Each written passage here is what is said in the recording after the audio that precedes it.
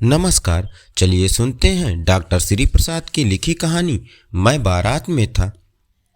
जुन्नी दादा की जब शादी तय हुई तो किसी को खुशी हुई हो या नहीं, मुझे बड़ी खुशी हुई।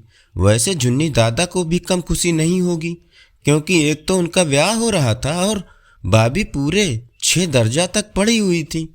जुन्नी दादा जैसे तैसे दर्जा 5 उत्तीर्ण होकर 6 में गए ही नहीं। 5 में उनका उद्यम इतना बढ़ गया था कि प्रधानाध्यापक ने 6 में उनका दाखिला ही नहीं लिया। साधारण किसान तो ऐसे ही गरीब होता है, उसकी बहुत बड़ी इज्जत नहीं होती। फिर लड़का 5 ही पढ़ा हो तो कैसे जल्दी शादी हो सकती है। पढ़ाई छूटने पर जुन्नी दादा खेती के काम में लग गए। ये और भी गड़बड़ बात थी। खेतीहर लड़का फलिया हुआ कि 4-5 साल तक कोई शादी के लिए नहीं आया। फिर पास के एक गांव नौगंवा के एक किसान अपनी लड़की की शादी के लिए तैयार हो गए। शायद वो बड़े गरीब थे। शादी की सारी बातें तय हो गई। बारात में 20 आदमियों के लाने की बात तय हुई। 20 से अधिक लोगों का खर्च संभालना भगत जी के लिए संभव नहीं था। भगत जी लड़की के पिता थे, हौसला भी उनका कम नहीं था। पर जब टेंट में कुछ था ही नहीं तो करते क्या। कोई व्यापारी थोड़ी ही थे कि चीज़ों में मिलावट करके या बहुत महंगी चीज़ें बेचकर धन बटोरते। मुझे भगत जी बातचीत से बहुत अच्छे लगे। तिलक के दिन उन्होंने जुन्नी दादा को 11 रुपए दिए थे, पर मुझे जाते समय 1 रुपया दिया था और मेरे सिर पर हाथ फेरा था। आखिर जुन्नी दादा चचेरे भाई हैं। यदि मुझे न देते तो न मुझे बुरा लगता और न मैं शिकायत करता। फिर भी उन्होंने बड़े प्यार से मुझे छुटकुनू कहा और हाथ पर 1 रुपया रखा। मैं मन ही मन खुश था। भाभी घूंघट किए आएंगी, मैं उन्हें चिढ़ाऊंगा। मैं 4 में पढ़ता हूँ और वे 6 पास हैं। मेरी बात का बुरा नहीं मानेंगी। मैं उन्हें ब्याह की कविता सुनाऊंगा। धूला भूला राह एक दिन, पहुंचा नहीं ससुर के घर। रात हुई तो दौड़ पड़े सब, उसे खोजने इधर उधर। खोजबीन की सबने काफी, दूल्हा आखिर उन्हें मिला। रोया था वह काफी ज्यादा, अब चेहरा था खिला खिला। ब्याह हो गया फिर दूल्हे का, दुल्हन अच्छी आई थी। दूल्हे ने अपनी शादी में एक साइकिल पाई थी। शादी की तैयारियां होने लगी। बाजे तय किए गए, आतिशबाजी तय हुई, पर दोनों चीजें कितने में तय हुई या मैं नहीं जानता था। थोड़ी बहुत बातचीत सुनकर ही कुछ जान लेता था। एक दिन सुना जुन्नी के पिताजी अर्थात मेरे ताऊ जी पड़ोस के फुटकर साव से कह रहे थे, साव जी बारात में जरूर चलना। लड़की वाले ने भले ही 20 आदमियों की बारात के लिए कहा है, पर मैं तो 60 आदमियों से कम नहीं ले जाऊंगा। आखिर लड़की की शादी कर रहा है तो करे बारात का आदर। क्या मैं लड़की के बाप का नौकर हूँ जो उनकी बात मानूं? मुझे ताऊ जी की ये बातें बड़ी अजीब लगी। ताऊ जी कैसी बातें कहते हैं? 20 की जगह 60 आदमी पहुंचेंगे तो भगत जी तो बेचारे परेशानी में पड़ जाएंगे। मेरे तो कई साथी हैं जो एक दूसरे की मदद करते हैं और कोई किसी को तकलीफ पहुंचाना पसंद नहीं करता।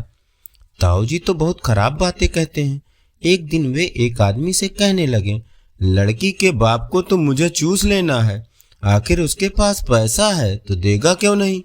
मुझे अधिक से अधिक लेने का अधिकार है। मैं लड़के का पिता हूँ। भगत रईस आदमी नहीं है, उनके पास थोड़ा बहुत धन है। फिर दूसरी लड़की भी उन्हें शादी करनी है। उनका लड़का भी 10-11 बरस का ही है जो 6वें दर्जे में पढ़ता है। अगर ताऊ जी अधिक से अधिक धन ले लेंगे तो बेचारे भगत जी के ऊपर तो संकट ही आ जाएगा। पर मैं ठहरा छोटा सा लड़का, मैं तो बस सोच सकता हूँ, कह कुछ नहीं सकता। मेरी बात को सुनेगा कौन? धीरे धीरे बारात जाने का दिन आ गया। दरवाजे पर बारात लगी। जुन्नी दादा घोड़े पर बैठे, ताऊ जी महालोभी हैं। घोड़ा कम से कम पैसे में मंगवाया था। कम पैसे में घोड़ा आएगा? कैसा आएगा? घोड़ा खच्चर जैसा लगता था और गधे जितना बड़ा था। शायद कुछ बीमार भी रहा होगा। एक और कमजोर घोड़ा, दूसरी ओर मोटे जुन्नी दादा। घोड़ा घर वाली गली पार करके दूसरी गली में आया। यहाँ एक नाली पड़ती थी। न जाने कैसे नाली में उसका पैर पड़ गया और वहीं पर गिर गया। जुन्नी दादा भी लद्द से वहीं पर गिर पड़े। जब घोड़ा किसी प्रकार खड़ा हुआ और फिर मोटे जुन्नी दादा को लेकर चला तो 2 कदम बाद फिर गिर पड़ा। अब की ऐसा गिरा कि दूल्हे के दोनों पैर घोड़े के पेट के नीचे दब गए। उन्हें 2 आदमियों ने पकड़ कर खींचा तब निकले। घोड़ा तो लग रहा था मानो खत्म हो गया है। लोगों ने घोड़े को जैसे तैसे खड़ा किया। ताऊ जी घोड़े वाले पर बिगड़े, ऐसा ही घोड़ा रखते हो? मेरे मुन्ने को कितनी चोट लग गई, इससे तो अच्छा था कि लड़का पैदल चला जाता। घोड़े वाले को अब कबूल करना पड़ा, हुजूर घोड़ा बीमार है, मैंने सोचा था कि किसी तरह पहुंचा देगा, अब जो कहिए सो करें। तय था कि घोड़ा दूल्हे को ढो नहीं सकता था। अब एक तो मोटे झुन्नी दादा का बोझ, ऊपर से बीमारी के कारण घोड़े की दुर्बलता, इसलिए 50 रुपए की जगह घोड़े वाले को 15 रुपए देकर विदा कर दिया गया। ताऊ जी के पूरे 35 रुपए की बचत हो गई। मैं ताऊ जी के पीछे ही पीछे चल रहा था और सोच रहा था कि 35 रुपए बचाकर ताऊ जी निश्चय ही खुश हुए होंगे। बारात द्वार पर पहुंची, लोगों ने अगवानी की, बाजे बजे, आतिशबाजी भी हुई। सास ने द्वार पर मूसल और सूप से जो करना था किया। बारात को जलपान कराया गया और जनवासे में चलने को कहा गया। जलपान के समय एक बात देखकर मुझे बड़ा अजीब लगा। राजेश ने सतीश से कुछ कहा और सतीश बोला, अरे भाई इधर जलपान नहीं आया। जलपान देने वाले ने सोचा शायद भूल हो गई है, इसलिए वे नमकीन और मिठाई का प्लेट लेकर फिर पहुंचे और दोनों के सामने एक एक प्लेट नमकीन और एक एक प्लेट मिठाई रख दी। मैं यह तमाशा देख रहा था। उन्हें नमकीन और मिठाई दी गई थी, पर उसे उन्होंने दरी के नीचे दबा दिया था। बाद में मुझे पता लगा कि यह काम शिवशंकर, राकेश, चतुरनाथ और जंगी ने भी किया था। शायद ये सब एक ही गोल के थे और पहले से ही ऐसा सोचकर चले थे। रात को 10 बजे भोजन हुआ। उस समय भी उपद्रव देखा। इसी गोल के 2-3 लोगों ने पूड़ियाँ दरियों के नीचे छिपाई। एक बेचारे बूढ़े बाबा के कोट की जेब में 3-4 लड्डू रख दिए। वे उस समय तो कुछ देख नहीं पाए, पर बाद में बहुत गुस्सा आए। लेकिन कौन कहता है कि ये सारी शरारत राकेश की है। 11 बजे भगत जी आए और ताऊ जी से बोले, ब्याह के लिए लड़के को लेकर चलिए, अभी चलते हैं।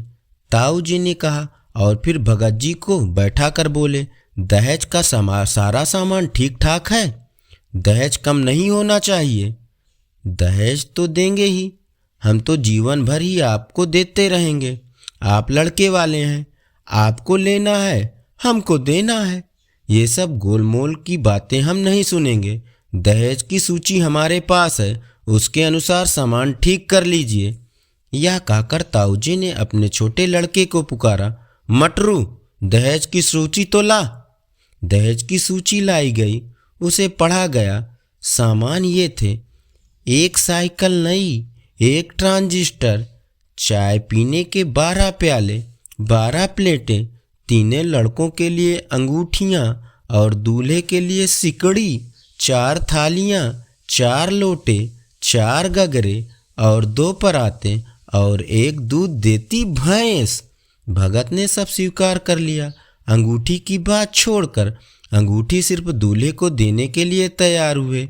भैंस उनकी अपनी थी, पर 2 महीने बाद दूध देने पर ताऊ जी ने लेना स्वीकार किया। मैं बारात में था और सब कुछ देख रहा था। अच्छा तो ज़्यादा नहीं लग रहा था, पर बारात में तो रहना ही था। भगत जी को निश्चित रूप से ताऊ जी ने चूसा था, लेकिन फिर भी हंसी खुशी से शादी हो गई। इस बारात में तमाम गलत गलत बातें देखने को मिली। शैतानी के गोल ने भगत के पक्ष के इंतजामकारों को काफ़ी परेशान किया और नुकसान भी किया। तीसरे दिन जब बारात लौटी तो सतीश, राकेश और राजेश ने नहाने के लिए आया एक एक बट्टी साबुन छिपाकर अपने बॉक्स में रख लिया। शिवशंकर ने 1 शीशी तेल खत्म कर दिया और सबसे खराब बात किया मटरू ने। उसने किसी के नए जूते छिपाकर बॉक्स में रख लिए। मैंने उसके बॉक्स से जूते खुद निकाले और देखे। बारात में जाना तो अच्छा लगता है, पर ऐसी बारात में नहीं। ताऊ जी तो विचित्र थे ही, उनके बाराती भी विचित्र थे। धन्यवाद। तो चलिए सुनते हैं अमरकांत जी द्वारा लिखी कहानी बहादुर। सहसा मैं गंभीर हो गया था, जैसा कि उस व्यक्ति को हो जाना चाहिए जिस पर एक भारी दायित्व तो आ गया हो। वह सामने खड़ा था और आंखों को बुरी तरह मल रहा था। 12-13 वर्ष की उम्र थी, ठिगना चकाइट शरीर, गोरा रंग और चपटा मुंह। वह सफेद नेकर, आधी बांह की ही सफेद कमीज और भूरे रंग का पुराना जूता पहने था। उसके गले में स्काउटों की तरह एक रुमाल बंधा था। उसको घेर कर परिवार के अन्य सभी लोग खड़े थे। निर्मला चमकती दृष्टि से कभी लड़के को देखती और कभी मुझको और अपने भाई को। निश्चय ही वह पंच बराबर हो गई थी। उसको लेकर मेरे साले साहब घर आए थे। नौकर रखना कई कारणों से बहुत जरूरी हो गया था। मेरे सभी भाई और रिश्तेदार अच्छे ओहदों पर थे और उन सभी के यहाँ नौकर थे। मैं जब बहन की शादी में घर गया तो वहाँ नौकरों का सुख देखा। मेरी दोनों भाभियां रानी की तरह बैठकर चारपाइयां तोड़ती थी, जबकि निर्मला को सवेरे से लेकर रात तक खटना पड़ता था। मैं ईर्ष्या से जल गया। इसके बाद नौकरी पर वापस आया तो निर्मला दोनों जून नौकर चाकर की माला जपने लगी। उसकी तरह अभागिन और दुखिया स्त्री और भी कोई इस दुनिया में होगी। वे लोग दूसरे होते हैं जिनके भाग में नौकर का सुख होता है। पहले साले साहब असाधारण विस्तार से उसका किस्सा सुनाना पड़ा। वह एक नेपाली था जिसका गांव नेपाल और बिहार की सीमा पर था। उसका बाप युद्ध में मारा गया था और उसकी माँ सारे परिवार का भरण पोषण करती थी। माँ उसकी बड़ी गुस्सैल थी और उसको बहुत मारती थी। माँ चाहती थी कि लड़का घर के काम धाम में हाथ बटाए, जबकि वह पहाड़ या जंगलों में निकल जाता और पेड़ों पर चढ़कर चिड़ियों के घोंसलों में हाथ डालकर उनके बच्चे पकड़ता या फल तोड़ तोड़ कर खाता। कभी कभी वह पशुओं को चराने के लिए जाता था। उसने एक बार उस भैंस को बहुत मारा जिसको उसकी माँ बहुत प्यार करती थी और इसलिए उससे वह बहुत चिढ़ता था। मार खाकर भैंस भागी भागी उसकी माँ के पास चली गई, जो कुछ दूरी पर एक खेत में काम कर रही थी। माँ का माथा ठनका। बेचारा बेजवान जानवर चरना छोड़कर यहाँ क्यों आएगा? जरूर लौंडे ने इसको काफी मारा है। वह गुस्से से पागल हो गई। जब लड़का आया तो माँ ने भैंस की मार का काल्पनिक अनुमान कर कर एक डंडे से उसकी दुगनी पिटाई की और उसको वही कराहता हुआ छोड़कर घर लौट आई। लड़के का मन माँ से फट गया और वह रात भर जंगल में छिपा रहा। जब सवेरा होने आया तो वह घर पहुंचा और किसी तरह अंदर चोरी चुपके घुस गया। फिर उसने घी की हांडिया में हाथ डालकर माँ के रखे रुपयों में से 2 रुपए निकाल लिए। अंत में 9-2-11 हो गया। वहां से 6 मील की दूरी पर बस स्टेशन था, जहां गोरखपुर जाने वाली बस मिलती थी। तुम्हारा नाम क्या है जी? मैंने पूछा। दिल बहादुर साहब। उसके स्वर में एक मीठी झंझनाहट थी। मुझे ठीक ठाक याद नहीं कि मैंने उसको क्या हिदायतें दी थी। शायद यह कि वह शरारतें छोड़कर ढंग से काम करे और घर को अपना घर समझे। इस घर में नौकर चाकर को बहुत प्यार और इज्जत से रखा जाता है। जो सब खाते पहनते हैं वही नौकर चाकर खाते पहनते हैं। अगर वो यहाँ रह गया तो ढंग सहूर सीख जाएगा, घर के और लड़कों की तरह पढ़ लिख जाएगा और उसकी जिंदगी सुधर जाएगी। निर्मला ने उसी समय कुछ व्यवहारिक उपदेश दे डाले थे। इस मोहल्ले में बहुत तुच्छ लोग रहते हैं। वह न किसी के यहाँ जाए और न किसी का काम करे। कोई बाजार से कुछ लाने को कहे तो कह दे अभी आता हूँ कहकर अंदर खिसक आए। उसको घर के सभी लोगों से सम्मान और तमीज से बोलना चाहिए और भी बहुत सी बातें। अंत में निर्मला ने बहुत ही उदारतापूर्वक लड़के के नाम से दिल शब्द उड़ा दिया। परंतु बहादुर बहुत ही हंसमुख और मेहनती निकला। उसकी वजह से कुछ दिनों तक हमारे घर में वैसा ही उत्साहपूर्वक वातावरण छाया रहा जैसा कि प्रथम बार तोता मैना या पिल्ला लाने पर होता है। सवेरे सवेरे ही मोहल्ले के छोटे छोटे लड़के घर के अंदर आकर खड़े हो जाते और उसको देखकर हंसते या तरह तरह के प्रश्न करते। ए तुम लोग छिपकली को क्या कहते हो? ए तुमने शेर देखा है? ऐसे ही बातें करते। उससे पहाड़ी गाने की फरमाइशें कर दी जाती। घर के लोग भी उससे इसी प्रकार की छेड़खानियां करते थे। वह जितना उत्तर देता था उससे कहीं ज्यादा हंसता था। सबको उसके खाने और नाश्ते की बड़ी फिक्र रहती थी। निर्मला आंगन में खड़ी होकर पड़ोसियों को सुनाते हुए कहती थी, बहादुर, आकर नाश्ता क्यों नहीं कर लेते? मैं दूसरी औरतों की तरह नहीं हूँ जो नौकर चाकर को तलती भुनती हैं। मैं तो नौकर चाकर को अपने बच्चे की तरह रखती हूँ। उन्होंने तो साफ साफ कह दिया है कि 100-150 महीनवारी उस पर भले ही खर्च हो जाए, पर तकलीफ उसको जरा भी नहीं होनी चाहिए। एक नेकर कमीज तो उसी रोज लाए थे और भी कपड़े बन रहे हैं। धीरे धीरे वह घर के सारे काम करने लगा। सवेरे ही उठकर वह बाहर नीम की पेड़ से दतून तोड़ लाता था। वह हाथ का सहारा लिए बिना कुछ दूर तक तने पर दौड़ते हुए चढ़ जाता। मिनट भर में वह पेड़ की पुलई पर नजर आता। निर्मला छाती पीट कर कहती थी, अरे रीछ बंदर की जात, कहीं गिर गया तो बहुत बुरा हो जाएगा। वह घर की सफाई करता, कमरों में पोछा लगाता, अंगीठी जलाता, चाय बनाता और सबको पिलाता। दोपहर में कपड़े धोता और बर्तन धुलता। वह रसोई बनाने की भी जिद करता, पर निर्मला स्वयं सब्जी और रोटी बनाती। निर्मला को उसकी बहुत फिक्र रहती थी। उसकी उन दिनों तबीयत ठीक नहीं रहती थी, इसलिए वह कुछ दवा ले रही थी। बहादुर उसको कोई काम करते देखकर कहता था, माताजी मेहनत ना करो, तकलीफ बढ़ जाएगी। वह कोई भी काम करता होता, समय होने पर हाथ धोकर भालू की तरह दौड़ता हुआ कमरे में आता और दवाई का डिब्बा निर्मला के सामने लाकर रख देता। जब मैं शाम को दफ्तर से आता तो घर के सभी लोग मेरे पास आकर दिन भर के अपने अनुभव सुनाते थे। बाद में वह भी आता था।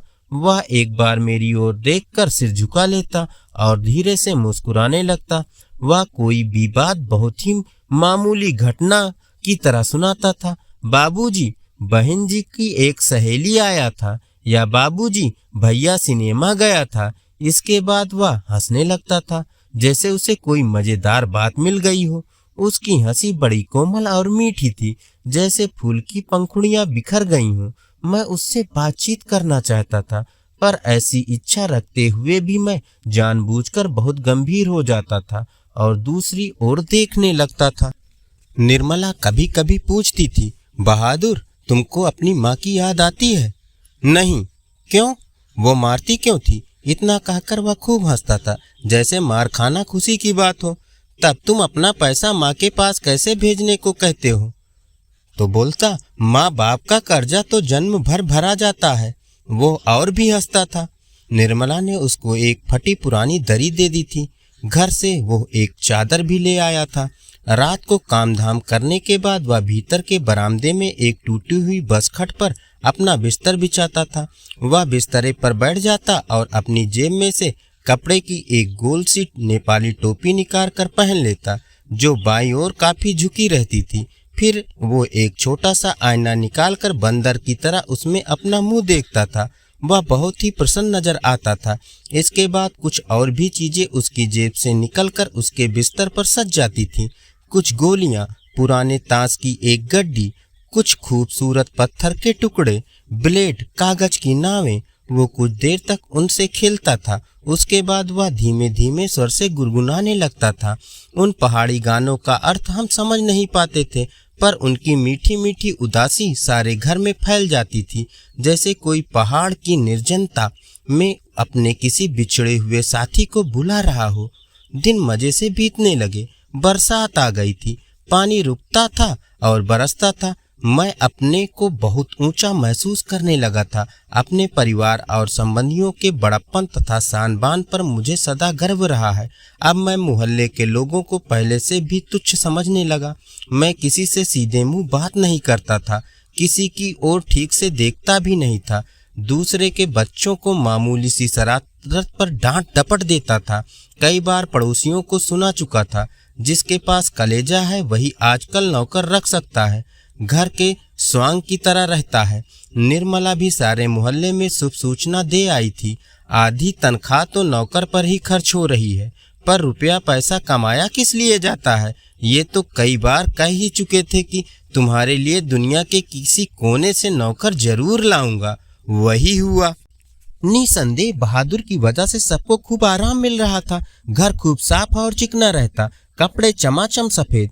निर्मला की तबीयत भी काफी सुधर गई। अब कोई एक खर भी न टसकाता था। किसी को मामूली से मामूली काम करना होता तो बहादुर को आवाज देता, बहादुर एक गिलास पानी, बहादुर पेंसिल नीचे गिरी है उठाना। इसी तरह की फरमाइशें। बहादुर घर में फिरकी की तरह नाचता रहता। सभी रात में पहले ही सो जाते थे और सवेरे 8 बजे के पहले कोई नहीं उठता था। मेरा बड़ा लड़का किशोर काफी शान शौकत और रोबदाब में रहने का कायल था। उसने बहादुर को अपने कड़े अनुशासन में रखने की आवश्यकता महसूस कर ली थी। फलता उसने अपने सभी काम बहादुर को सौंप दिए। सवेरे उसके जूते पालिश लगनी चाहिए। कॉलेज जाने से पहले साइकिल की सफाई जरूरी थी। रोज ही उसके कपड़ों की धुलाई और इस्त्री होनी चाहिए और रात में सोते समय वह नित्य बहादुर से अपने शरीर की मालिश कराता और मुक्की भी लगवाता। पर इतनी सारी फरमाइशों की पूर्ति में कभी कभी कोई गड़बड़ी हो ही जाती थी। जब ऐसा होता किशोर गर्जन तर्जन करने लगता, उसको बुरी बुरी गालियां देता और उस पर हाथ छोड़ देता। मार खाकर बहादुर एक कोने में खड़ा हो जाता, चुपचाप खड़ा रहता। देख बे, किशोर चेतावनी देता, मेरा काम सबसे पहले होना चाहिए। अगर एक काम भी छूटा तो मारते मारते हुलिया टाइट कर दूंगा। साला कामचोर, करता क्या है तू? बैठा बैठा खाता है। रोज ही कोई ना कोई ऐसी बात होने लगी जिसकी रिपोर्ट पत्नी मुझे देती थी। मैंने किशोर को मना किया पर वह नहीं माना, तो मैंने यह सोचकर छोड़ दिया कि थोड़ा बहुत तो चलता ही रहता है। फिर एक हाथ से ताली कहाँ बजती है, बहादुर भी बदमाशी करता होगा। पर एक दिन जब मैं दफ्तर से आया तो मैंने किशोर को एक डंडे से बहादुर की पिटाई करते हुए देखा। निर्मला कुछ दूरी पर खड़ी होकर हाँ हाँ करती हुई मना कर रही थी। मैंने किशोर को डांटकर अलग किया। कारण यह था कि शाम को साइकिल की सफाई करना बहादुर भूल गया था। किशोर ने उसको मारा तथा गालियां दी तो उसने उसका काम करने से ही इनकार कर दिया। तुम साइकिल साफ क्यों नहीं करते? मैंने उससे कड़ाई से पूछा। बाबूजी, भैया ने मेरे बाप को क्यों लाकर खड़ा किया? वह रोते हुए बोला। मैं जानता था कि किशोर उसको और भी भद्दी गालियां देता था, लेकिन आज उसने सुअर का बच्चा कहा था जो उसे बर्दाश्त न हुआ। निसंदेह वह गाली उसके बाप पर पड़ती थी। मुझे कुछ हंसी आ गई। खैर, किशोर के व्यवहार को अच्छा नहीं कहा जा सकता, पर गृहस्वामी होने के कारण मुझ पर कुछ और भी गंभीर दायित्व भी थे। मैंने उसे समझाया, बहादुर, ये आदतें ठीक नहीं है। तुम ठीक से काम करोगे तो तुमको कोई भी कुछ नहीं कहेगा। मेहनत बहुत अच्छी चीज है। जो उससे बचने की कोशिश करता है वह कुछ भी नहीं कर सकता। रूठना फूलना मुझे सख्त नापसंद है। तुम तो घर के लड़के की तरह हो। घर के लड़के मार नहीं खाते। हम तुमको जिस सुख आराम से रखते हैं वो कोई क्या रखेगा। जाकर दूसरों के घरों में देखो तो पता लगे। नौकर चाकर भरपेट भोजन के लिए तरसते रहते हैं। चलो, सब खत्म हुआ, अब काम धाम करो। वह चुपचाप सुनता रहा, फिर हाथ मुंह धोकर काम करने लगा। जल्दी वह प्रसन्न भी हो गया। रात में सोते समय वह अपनी टोपी पहनकर देर तक गाता रहा। लेकिन कुछ दिनों बाद एक और भी गड़बड़ी शुरू हुई।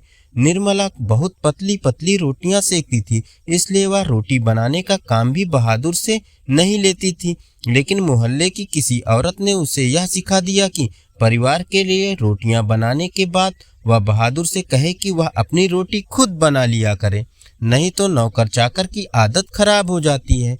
महीन खाने से उसकी आदत बिगड़ जाती है। यह बात निर्मला को जच गई थी और रात में उसने ऐसा ही प्रयोग किया। वह अपनी रोटियां बनाकर चौका में से उठ गई। बहादुर का मुंह उतर गया। वह चूल्हे के पास सिर झुकाकर चुपचाप खड़ा रहा। क्या हो गया रे? निर्मला ने पूछा। वह कुछ नहीं बोला। चल चुपचाप अपनी रोटियां। तू सोचता है कि मैं तुझे पतली पतली नरम नरम रोटियां सेक कर खिलाऊंगी? तू कोई घर का लड़का है? नौकर चाकर तो अपना बनाकर खाते ही रहते हैं। तीता तो इनको इसलिए लग रहा है कि सारे घर के लिए मैंने रोटियां बनाई, इनको अलग करके इनके साथ भेद क्यों किया? वह अरे, इसके पेट में तो लंबी दाढ़ी है। समझ जा, रोटियां नहीं सेकेंगी, तू भूखा रहेगा। पर बहादुर उसी तरह खड़ा रहा तो निर्मला का गुस्से से बुरा हाल हो गया। उसने लपक कर उसके माथे पर 2-3 छप्पड़ जड़ दिए। सुअर कहीं के, इसलिए तुझे किशोर मारता है? इसी वजह से तेरी माँ भी तुझे मारती होंगी। चल बना रोटी। मैं नहीं बनाऊंगा। मेरी माँ भी सारे घर की रोटियां बनाकर मुझसे रोटी सिकवाती थी। वह रोने लगा था। तो क्या मैं तेरी माँ हूँ कि तुझ में जिद करता रहे मैं सुनती रहूं? घर के लड़कों के बराबर बन रहा है, मारते मारते मुंह रंग दूंगी। पर उसने अपने लिए रोटियां नहीं बनाई। मुझे भी बड़ा गुस्सा आया। मैंने उसको डांटा और समझाया, पर वो नहीं माना। रात भर भूखा ही रहा। पर सवेरे उठकर वह पहले की तरह ही हंसने लगा। उसने अंगीठी जलाकर अपने लिए रोटियां सेकी। अपनी बनाई मोटी और भद्दी रोटियों को देखकर वह खिलखिलाने लगा। फिर रात की बची हुई सब्जी से उसने खाना खा लिया। लेकिन निर्मला का भी हाथ खुल गया था। वह उससे कुछ चिढ़ भी गई थी। अब बहादुर से कोई भी गलती होती तो वह उस पर हाथ चला देती। उसको मारने वाले अब घर में 2 व्यक्ति हो गए थे और कभी कभी एक गलती के लिए उसको दोनों मारते। बरसात बीत गई थी। आकाश दर्पण की तरह स्वच्छ दिखाई देता था। मैंने बहादुर की माँ के पास चिट्ठी लिखी थी कि उसका लड़का मेरे पास मजे में है और मैं उसकी तनख्वाह के पैसे उसके पास भेज दिया करूँगा। लेकिन कई महीने के बाद भी उधर से कोई जवाब नहीं आया था। मैंने बहादुर से कह दिया था कि उसका पैसा यहाँ जमा रहेगा, जब वह घर जाएगा तो लेता जाएगा। पर अब बहादुर से भूल गलतियाँ अधिक होने लगी थी। शायद उसका कारण मारपीट और गाली गलौज हो। मैं कभी कभी उसको रोकना चाहता, फिर यह सोचकर चुप लगा जाता कि नौकर चाकर तो मारपीट खाते ही रहते हैं। एक दिन रविवार को मेरी पत्नी के एक रिश्तेदार आए। वो बीबी बच्चों के साथ थे। वो अपने किसी खास संबंधी के यहाँ आए थे, तो यहाँ भी भेंट मुलाकात करने के लिए चले आए थे। घर में बड़ी चहल पहल मची थी। मैं बाजार से रोहू मछली और देहरादूनी चावल ले आया। नाश्ता पानी के बाद बातों की जलेबी छनने लगी। पर इसी समय एक घटना हो गई। अचानक उस रिश्तेदार की पत्नी नीचे फर्श पर झुककर देखने लगी। फिर उन्होंने चारपाई के अंदर झांक कर देखा। अंत में कमरे के अंदर गई और फर्श पर पड़े हुए कागजों को उठाकर जांच पड़ताल करने लगी। क्या बात है? मैंने पूछा। रिश्तेदार की पत्नी जबरदस्ती मुस्कुराकर मजबूरी में सिर हिलाते हुए बोली, क्या बताएं, 11 रुपए साड़ी के खूंट से निकाल कर यहीं चारपाई पर रखे, पर वे मिल नहीं रहे हैं। आपको ठीक याद है ना? मैंने पूछा। हाँ हाँ, खूब अच्छी तरह याद है। ये रुपए मैंने खूंट में बांध कर रखे थे। रिक्शे वाले को देने के लिए खूंट खोला ही था। फिर वे रुपए चारपाई पर रख दिए थे कि 4 रुपए की मिठाई मंगा लूंगी और कुछ बच्चों के हाथ में रख दूंगी। रास्ते में कोई ढंग की दुकान नहीं मिली थी, नहीं तो उधर से ही ले आती। किसी के यहाँ खाली हाथ जाना अच्छा नहीं लगता। बताइए, अब तो मैं कहीं की ना रही। फिर मेरी ओर झुककर धीमे स्वर में कहा, जरा उससे पूछिए ना, वो इधर आया था, कुछ देर तक यहाँ खड़ा रहा, फिर तेजी से बाहर चला गया था। अरे नहीं, वो ऐसा नहीं है, मैंने कहा। You do not know, these people are expert in this art, रिश्तेदार ने कहा। मैंने बहादुर की ओर तिरछी दृष्टि से देखा। वह सिर झुकाकर आटा गूंथ रहा था। उसके चेहरे पर संतुष्टि एवं प्रफुल्लता थी। उसने ऐसा काम तो कभी नहीं किया, बल्कि जब कभी उसने 2-4 आने इधर उधर पड़े देखे तो उठाकर निर्मला के हाथ में दे दिया करता था। पर किसी के दिल की बात कोई कैसे जान सकता है? ना मालूम अचानक मुझे क्या हो गया और मैं गुस्से में आ गया। बहादुर, मैंने कड़े स्वर में कहा। जी बाबूजी, इधर आओ। वो आकर खड़ा हो गया। तुमने यहाँ से रुपए उठाए थे? जी नहीं बाबूजी, उसने निर्भय होकर उत्तर दिया। ठीक बताओ, मैं बुरा नहीं मानूंगा। नहीं बाबूजी, मैं लेता तो बता देता। तुम यहाँ खड़े नहीं थे, रिश्तेदार की पत्नी ने कहा। फिर तेजी से बाहर चले गए। देखो भैया, सच सच बता दो, मिठाई खरीदने और बच्चों को देने के लिए रुपए थे। मैं तो बुरी फंसी। अब वापस जाने के लिए रिक्शे के भी पैसे नहीं। मैं तो बाहर नमक लेने गया था। सच सच बता बहादुर, अगर नहीं बताएगा तो बहुत पीटूंगा और पुलिस के सुपुर्द कर दूंगा। मैं चिल्ला पड़ा। मैंने नहीं लिया बाबूजी। बहादुर का मुंह काला पड़ गया था। पता नहीं मुझे क्या हो गया। मैंने सहसा उछलकर उसके गाल पर एक तमाचा जड़ दिया। मैं आशा कर रहा था कि ऐसा करने से वह बता देगा। तमाचा खाकर वह गिरते गिरते बचा। उसकी आंखों से आंसू गिरने लगे थे। बाबूजी, मैंने नहीं लिया।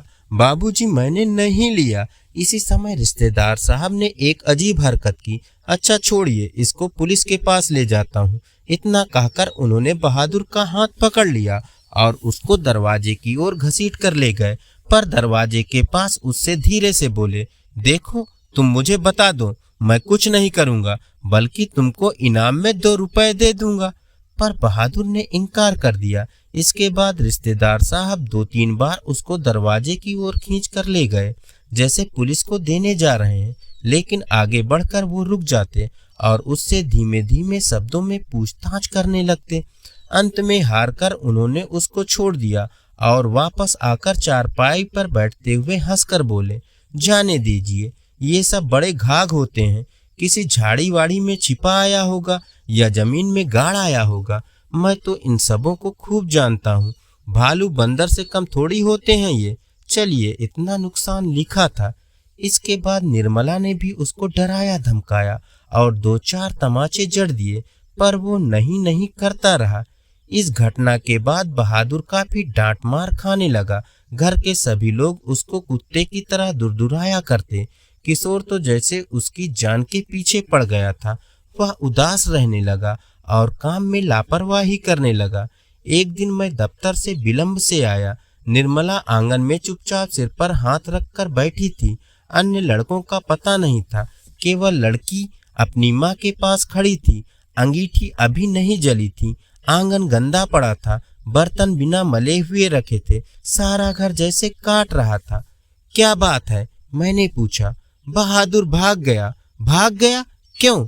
पता नहीं, आज तो कुछ हुआ भी नहीं था। सवेरे से ही बड़ा प्रसन्न था, हमेशा माताजी किए रहा।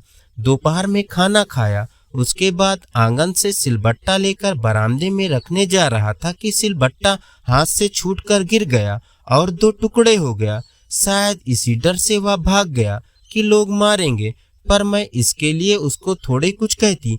क्या बताऊं, मेरी किस्मत में आराम ही नहीं लिखा है। कुछ ले गया? मैंने पूछा। यही तो अफसोस है, कोई भी सामान नहीं ले गया। उसके कपड़े, उसका बिस्तर, उसके जूते सभी छोड़ गया। पता नहीं उसने हमें क्या समझा। अगर वह कहता तो मैं उसे रोकती थोड़ी, बल्कि उसको खूब अच्छी तरह पहना उड़ा कर भेजती। हाथ में उसकी तनख्वाह के रुपए रख देती, 2-4 रुपए और अधिक दे देती। पर वह तो कुछ ले ही नहीं गया।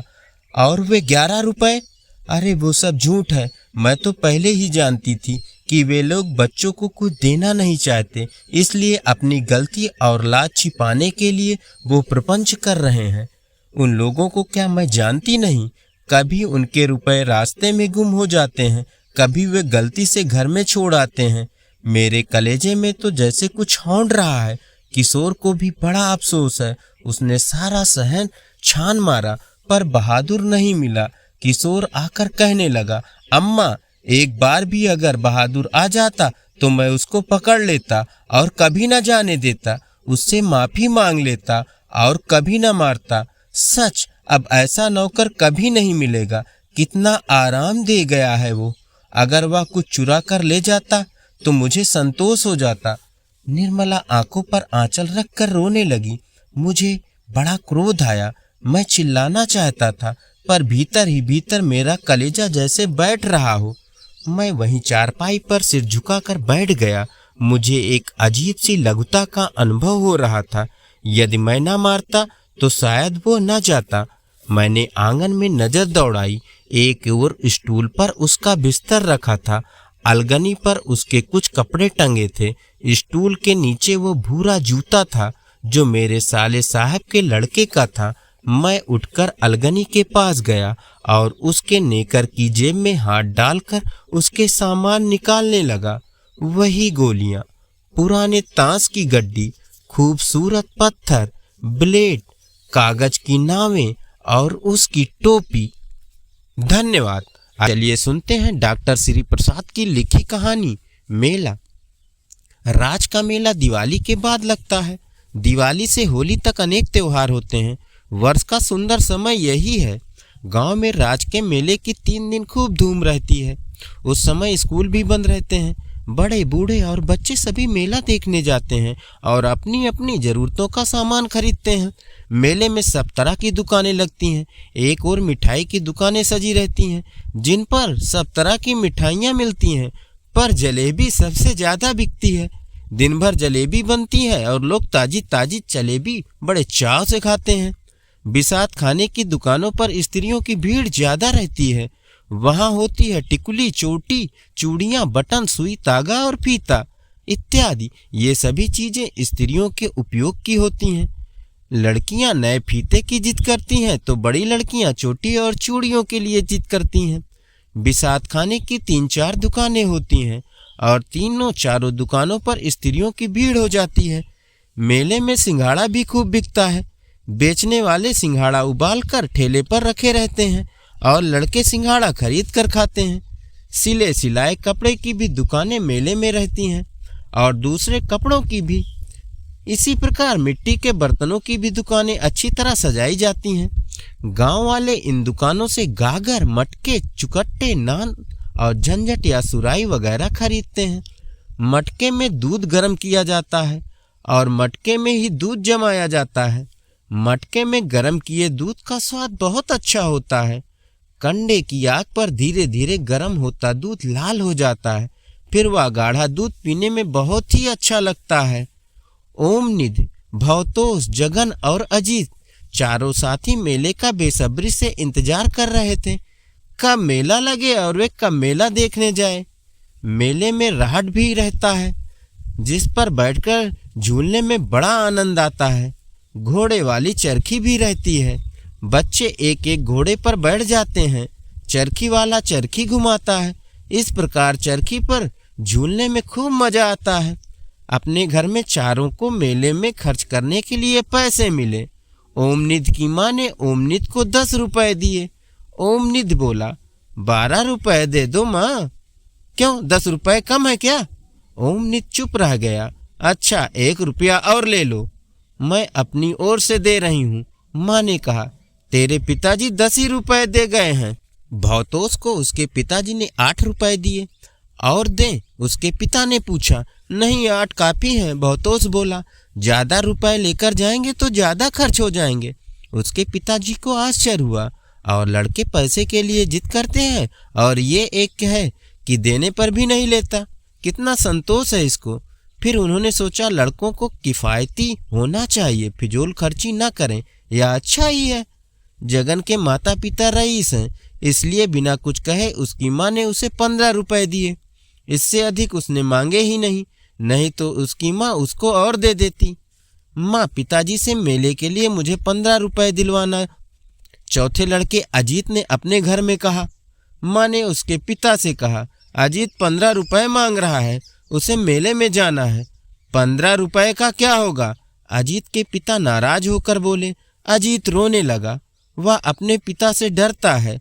वे 15 रुपए मांगने पर बहुत नाराज हो गए थे। लो, 10 का ये नोट लो, खाट पर रख दिया है। अजीत के पिता अजीत की माँ से बोले।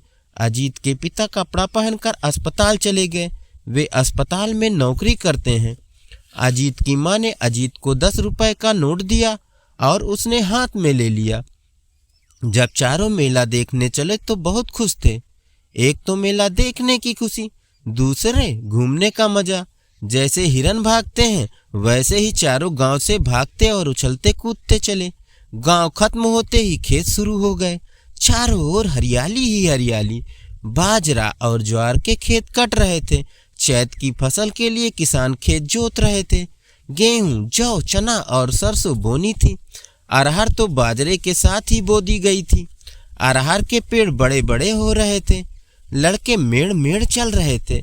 वे दौड़कर बेर के एक पेड़ के नीचे आए। उस पर बेर आ रहे थे, पर बेर थे कच्चे। बेर तो पूस माघ में ही पकते हैं। इस समय किसी भी डाल को हिला दो, पके पके बेर लदर लदर चू जाते थे। भवतोष बोला, इस पेड़ के बेर बहुत मीठे होते हैं। ये मेरे काका के हाथ का लगाया पेड़ है। मेरे नाना भी आम के 4 पेड़ लगाए हैं। उन पेड़ों के आम भी बहुत मीठे होते हैं। अजीत बोला, आपकी नाना जी के यहाँ से आम आएंगे तो मैं सबको खिलाऊंगा। मैं सबको अगले महीने अमरूद खिलाऊंगा। जगन बोला, मेरे बगीचे के अमरूद अगले महीने पकने लगेंगे। ओमनिध ने ऐसी कोई बात नहीं कही। शायद उसके यहाँ ऐसा कुछ था ही नहीं। चारों थोड़ा और आगे बढ़े। लोग पुर चलाकर खेत की सिंचाई कर रहे थे। भारी सा पुर जिसमें करीब 20 बाल्टी पानी आ जाता होगा, कुएं के अंदर जाता था और बैल पुर खींचते थे। जब पुर कुएं के बाहर आता तो खाट पर खड़ा आदमी कहता था राम और पुर को उलट देता था। पुर का पानी एक औंधे में भरता था और यहाँ से नाली के द्वार से खेतों में जाता था। बड़ा अच्छा दृश्य लग रहा था। चारों थोड़ी देर खड़े होकर यह सब देखते रहे। उन्होंने वहां पानी भी पिया। जिनका कुआं था उन्होंने उन्हें गुड़ खाकर पानी पीने को कहा। वे कुएं के पास बने कमरे के अंदर गए और गुड़ ले आए। लो तुम लोग पहले गुड़ खा लो तब पानी पियो। सब ने गुड़ खाया। फिर जब पानी पिया तो लगा जैसे हर घूंट मीठा है। कुएं का सारा पानी ही मीठा लग रहा था। मेला अभी थोड़ी दूर था। रास्ते में एक अंधा कुआं मिला। जिस कुएं का पानी सूख जाता है उसे अंधा कुआं कहते हैं। सबने उसमें ढेले फेंके। जब भी ढेला नीचे गिरता था टन की आवाज होती थी। उस कुएं में झांकने की किसी की हिम्मत नहीं हुई। सब लोग कहते थे कि उस कुएं में सांप रहते हैं। लड़के आगे बढ़ गए। मेले के पहले ईख का खेत पड़ा। जगन बोला इस खेत से गन्ना तोड़ कर खाएं, तब मेला चलेंगे। खेत के मालिक ने देख लिया तो हम सब लोग पिट जाएंगे। ओम निधि बोला हम लोग खेत के मालिक से गन्ना मांग लें। अजीत बोला हाँ ये ठीक रहेगा। भवतोष ने भी हामी भरी। बिना मांगे कोई चीज लेना तो चोरी है। हम लोगों को चोरी नहीं करनी चाहिए। खेत का मालिक खेत के अंदर ही था। वो इनकी बातें सुन रहा था। उसे लड़कों की बातें सुनकर बड़ी खुशी हुई। कितने ईमानदार हैं ये लड़के। वह हंसता हुआ गन्ने के 4 बड़े बड़े टुकड़े लेकर आया और एक एक देते हुए बोला लो गन्ना चूसते हुए मेला जाओ बच्चों। मुझे तुम्हारी बातें बहुत अच्छी लगी। फिर वह बोला कुछ दिन बाद गन्ने की पिराई चालू होगी, तब तुम लोग रस पीने आना। लड़के गन्ना चूसते हुए और बातें करते हुए आगे चले। मौसम में ना गर्मी थी ना सर्दी। धूप खिली खिली थी और बड़ी अच्छी लग रही थी। चारों लड़के बातें करते हुए मेला पहुंचे। मेले का शोरगुल दूर से ही सुनाई देने लगा था। लाउड स्पीकर से गाने की आवाज आ रही थी। मेले में पहुंचते ही वे भीड़ भाड़ में शामिल हो गए। मैं तो पहले जलेबी खाऊंगा। जगन बोला मैं भी जलेबी खाऊंगा। भवतोष ने भी कहा हम चारों आदमी ही क्यों न जलेबी खाएं। ओम निधि बोला हाँ सब लोग जलेबी खाएंगे। अजीत ने भी कहा। चारों हलवाई की दुकान पर पहुंचे और 100-100 ग्राम जलेबी तलवाई और खाने लगे। जलेबी खाकर पानी पिया। प्यास भी सबको लग ही रही थी। अब आया पैसा देने का नंबर। सबने अपनी अपनी जेब से पैसा निकाले और हलवाई को दिए। अजीत ने भी अपनी जेब में हाथ डाला पर 10 का नोट नहीं मिला। उसने पैंट की जेब टटोली, उसमें भी 10 का नोट नहीं था। उसने फिर कमीज की जेब में हाथ डाला। अजीत के सब साथी पैसे देकर अजीत का इंतजार कर रहे थे। अजीत घबरा गया। वो कभी कमीज की जेब में हाथ डालता, कभी पैंट की। हलवाई भला था। पैसे देने में देर होने पर भी वह कुछ बोल नहीं रहा था। पर अजीत रुआसा हो गया। अब क्या होगा? वह जलेबी खा चुका है। पैसा तो देने ही पड़ेंगे। क्या बात है अजीत? जगन बोला। मेरी जेब में 10 का नोट था। अजीत ने दुखी होकर कहा पता नहीं कहाँ गया। तुमने जेब में 10 का नोट रखा था? भवतोष बोला रखा तो था पर अब कुछ याद नहीं आ रहा है। चलते समय की हड़बड़ी में या तो अजीत खाट पर ही नोट रखकर भूल गया था या उछल कूद में जेब से गिर गया। लो इनकी जलेबी का भी पैसा ले लो। जगन ने तुरंत अजीत का पैसा हलवाई को दिया। ये 3 रुपए तुम भी रख लो। जगन ने अजीत को पैसे देते हुए कहा मेले में खर्च करना, 2 रुपए और ले लो। ओमनिद ने भी तुरंत 2 रुपए अजीत को दिए। भवतोष ने भी 1 रुपया अजीत को दे दिया। अजीत की आंखों में आंसू आ गए थे। वो किसी से पैसा लेना नहीं चाहता था। तब भवतोष समझा कर बोला अगर मेरे रुपए खो जाते तो क्या तुम मुझे मेला देखने के लिए अपने रुपयों में से न देते? हम लोग मेला देखने आए हैं, मिलजुल कर मेला देखेंगे। बात सुनकर अजीत खुश हो गया और जगन ने कोई ऐसी मजाक की बात भी कही कि उसे भी हंसी आ गई। चारों साथ साथ मेले में आगे बढ़े। ओमनिद ने कहानी की एक किताब खरीदी, 2 रुपए की थी। फिर सबने उबले सिंघाड़े खाए।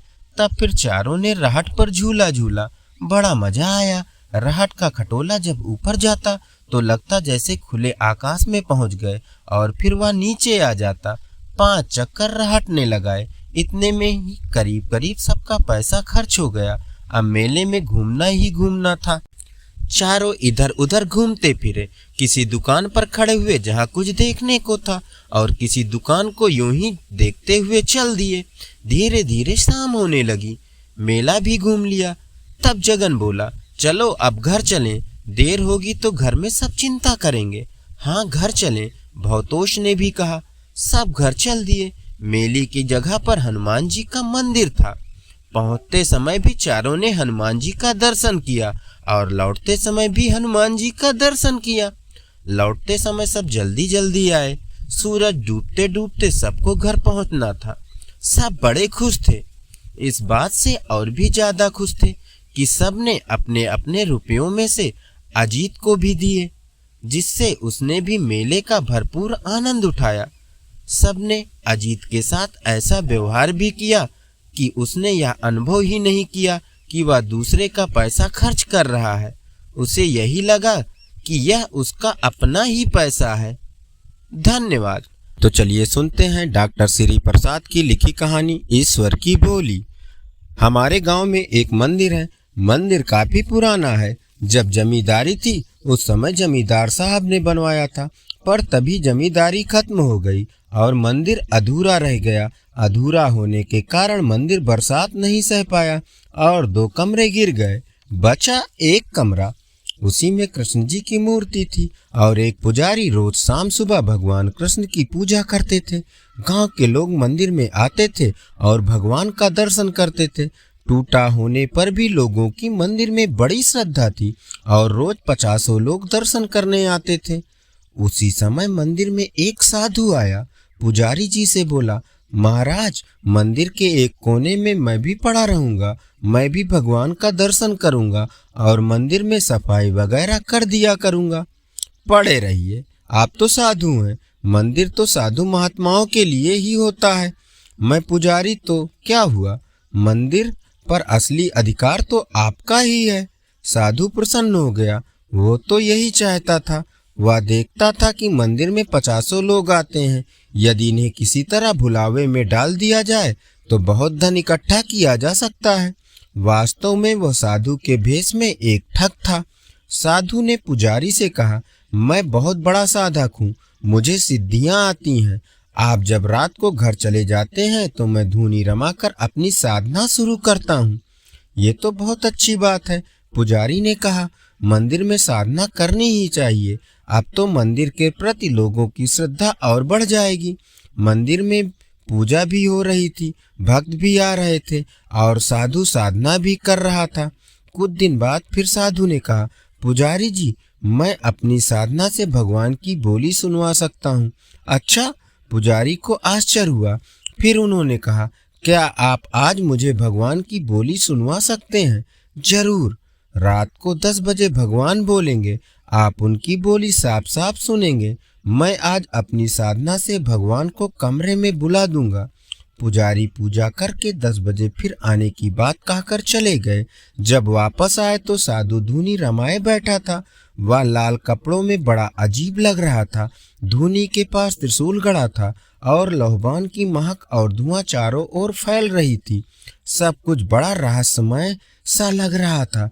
पुजारी के आते ही साधु ने कहा, आप चुपचाप बैठ जाइए, भगवान अभी बोलेंगे। मैं बिजली बुझा दूंगा, भगवान अंधेरे में आएंगे।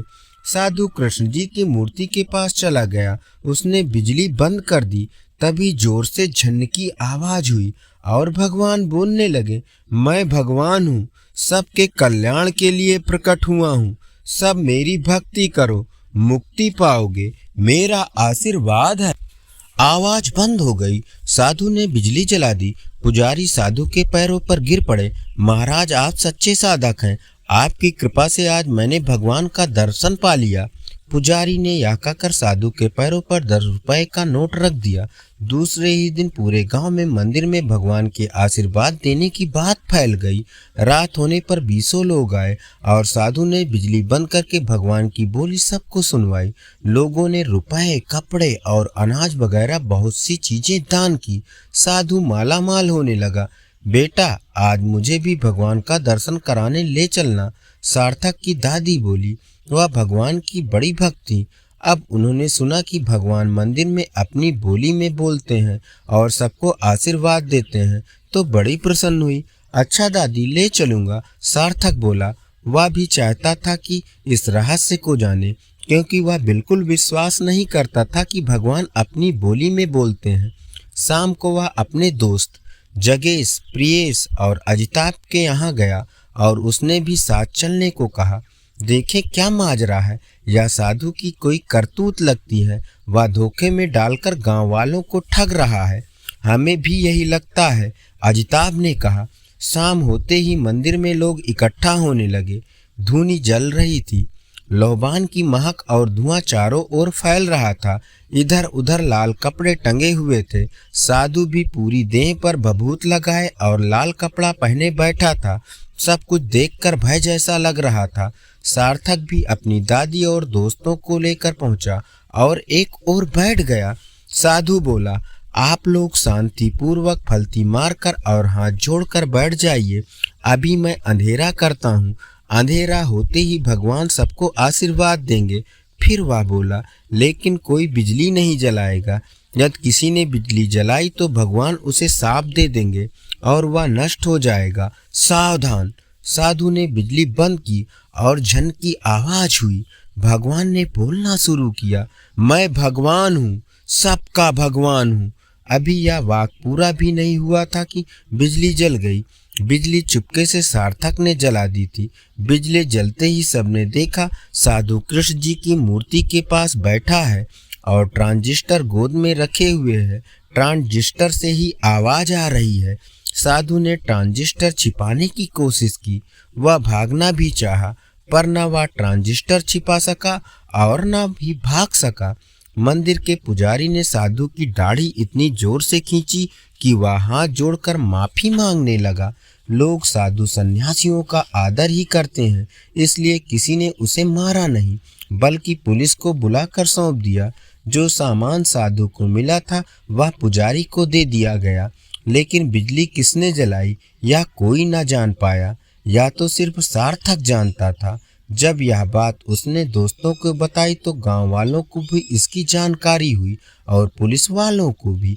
पुलिस वालों ने सार्थक को इनाम दिया और कहा, आप लोग किसी अंधविश्वास में मत पड़िए और ऐसे ही पुलिस की मदद करते रहिए।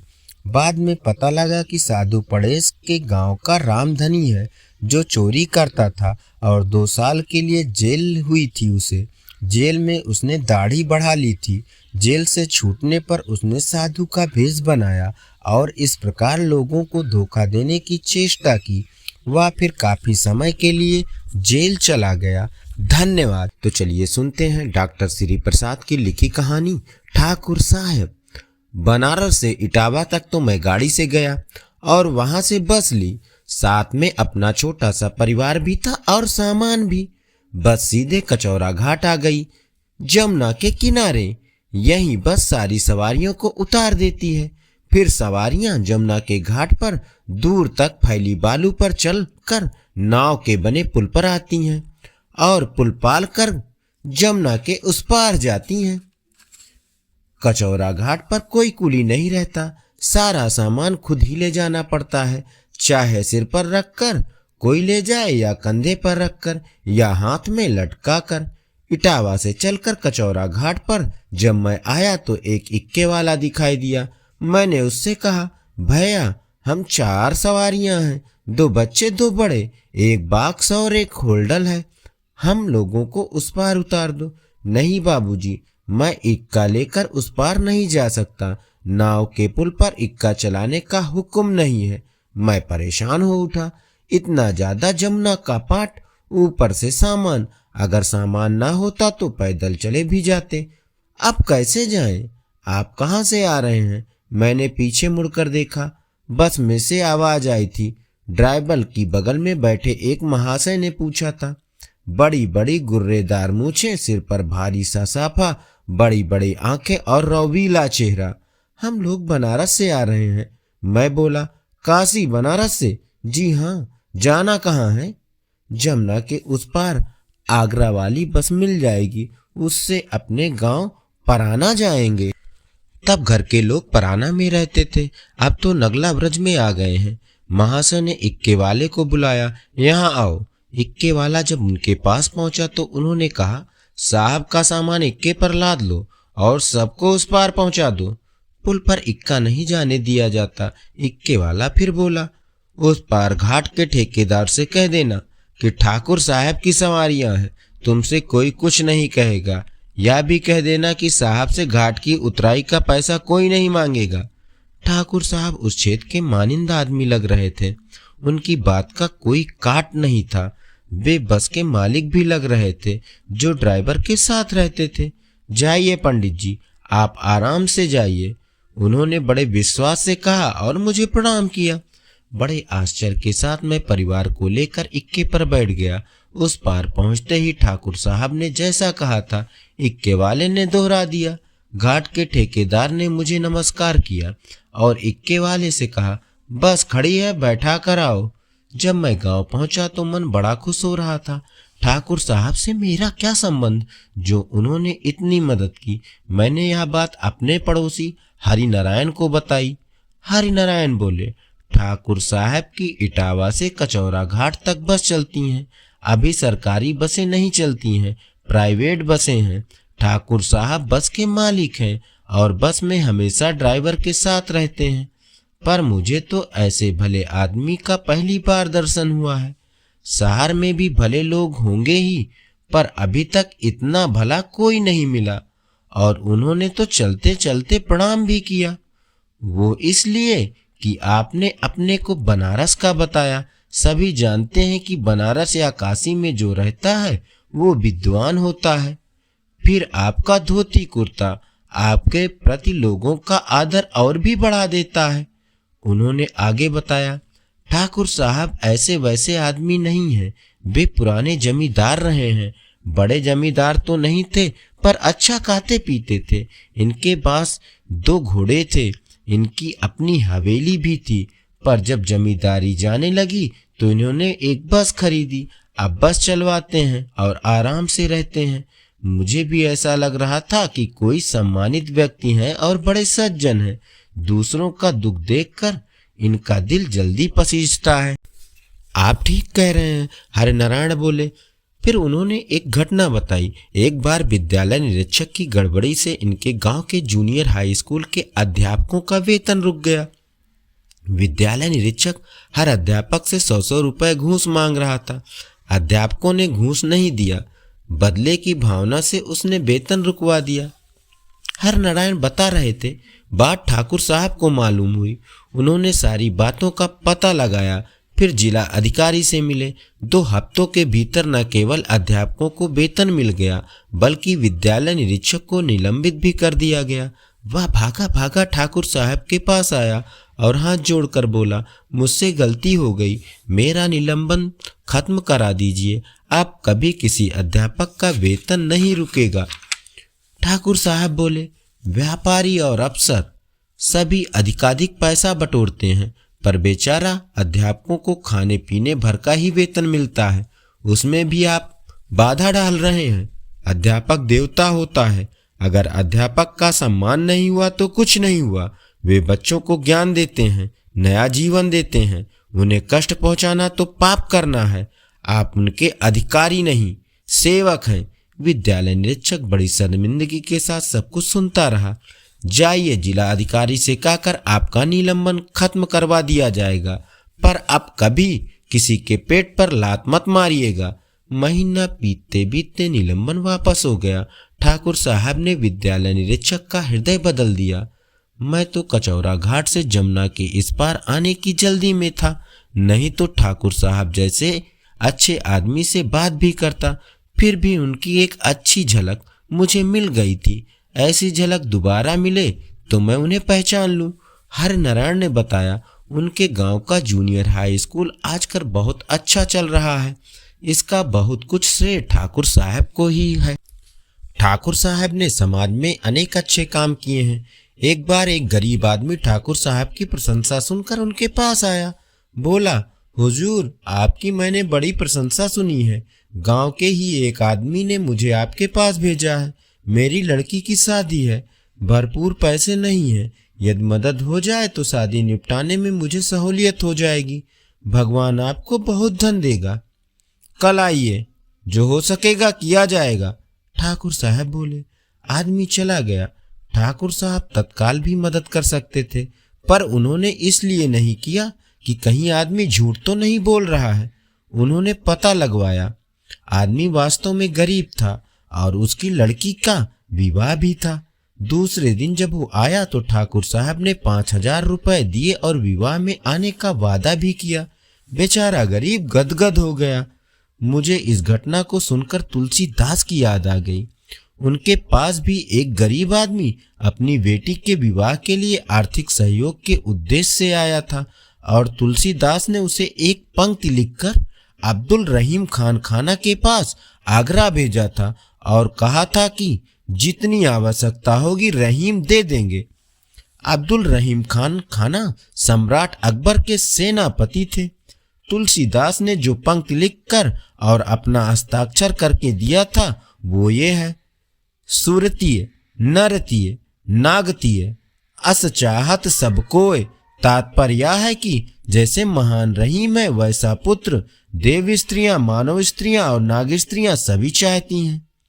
रहीम ने पत्र यानी दोहे की पंक्ति पढ़ी, उस व्यक्ति को भरपूर धन दिया और दोहे के नीचे दूसरी पंक्ति लिखकर दोहा पूरा कर दिया और उस व्यक्ति से कहा, यह दोहा महान कवि और मेरे मित्र गोस्वामी तुलसीदास को दे देना। रहीम ने दोहा इस प्रकार पूरा किया था, सुरतीय नरतीय नागतीय अस चाहत सब कोय। गोद लिए हुलसी फिरे तुलसी सौ सुत होय। अब इस दोहे का अर्थ ही बदल गया था और इस प्रकार हो गया था, देव स्त्रियां, मानव स्त्रियां और नाग स्त्रियां ऐसा चाहती हैं कि हुलसी जिस पुत्र को गोद में लेकर खिला रही हैं वैसा ही तुलसीदास जैसा पुत्र उन्हें हो। हुलसी तुलसीदास की माँ थी। ठाकुर साहब ने अन्य गरीबों की भी मदद की थी। ठाकुर साहब के बारे में तो हरिनारायण के अलावा भी दूसरे लोगों ने बातें बताई। कहते हैं एक बार सुनसान जगह में 4-5 डाकुओं ने इनकी बस को रोक लिया। डाकू बस को लूटने लगे। सभी युवक थे। ठाकुर साहब ड्राइवर की बगल से उठे और डाकुओं से कहा, तुम लोग हमारे यात्रियों को मत लूटो, लो 10,000 रुपए और चले जाओ। फिर उन्होंने अपनी पिस्तौल निकाल कर कहा, यदि ऐसा नहीं किया तो तुम मुझको मारो, इसके पहले मैं तुम में से आधे को खत्म कर दूंगा। यात्रियों के पास भी किसी न किसी के पास पिस्तौल होगी, वो भी तुम्हें जिंदा नहीं छोड़ेंगे। डाकू ठाकुर साहब का रोबीला चेहरा, बड़ी बड़ी आंखें और गुर्रेदार मूछें तथा कड़क आवाज सुनकर भयभीत हो गए। उनकी रुपए लेने की भी हिम्मत नहीं हुई और वे वहां से चले गए। किसी ने ये भी कहा कि ठाकुर साहब ने डाकुओं को पहचान लिया था। एक उनमें ठाकुर साहब के यहाँ नौकरी भी कर चुका था। बाद में उन्होंने उनका पुलिस के सामने समर्पण करवाया और उन्हें डाकुओं के जीवन से छुट्टी दिलाई।